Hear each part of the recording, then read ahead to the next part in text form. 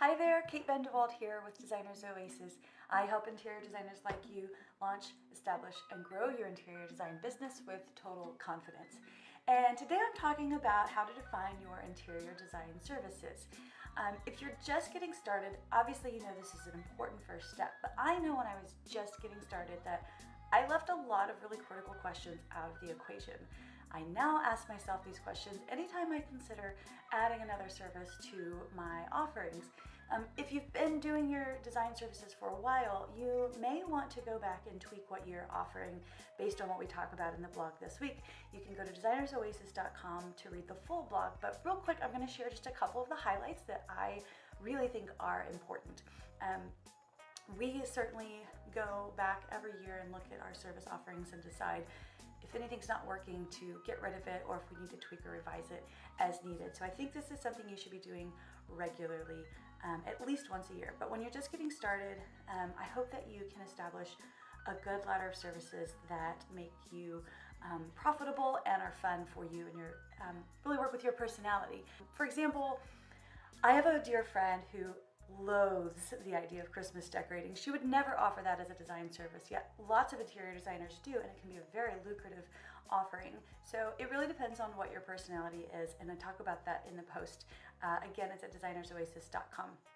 So I want to start with the value of offering tiered services. So many designers feel when they get on that very first phone call with a potential new client that they have to sell them on this idea of this big full service project. And that can be overwhelming and intimidating when you're just getting on the phone with somebody. So instead of trying to make that your first offer, I would suggest that you start with an in-home consultation. For me, that consultation is 2 hours. 90 minutes could also work if 2 hours feels like a really long time for you. And the way that I treat this is I go, and this is a service. It's basically like a mini design session in home. There's no obligation to work with my client after that. This allows me to do a couple of things. Number one, I get to decide, is this client a good fit? Are our personalities jiving? Number two, is the scope of work appropriate for my business and where I am and the kind of work that I want to be doing?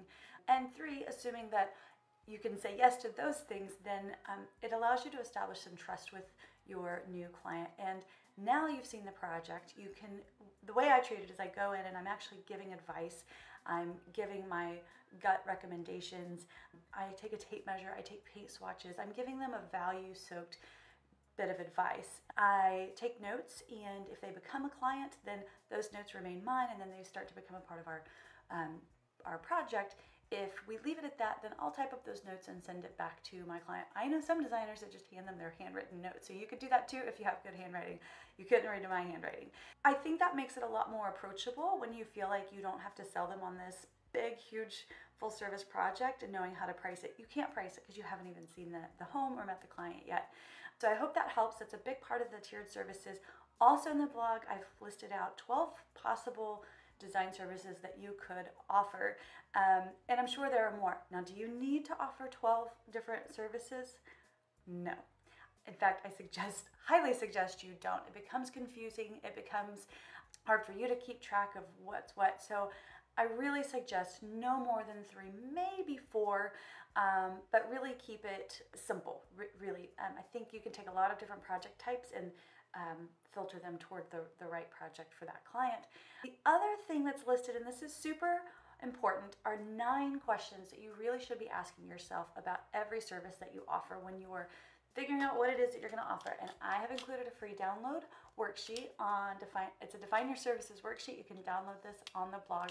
But there are 9 questions, and I'm just going to give you one of them right now, and it's my favorite, and it's really defining what are your non-negotiables about this particular service.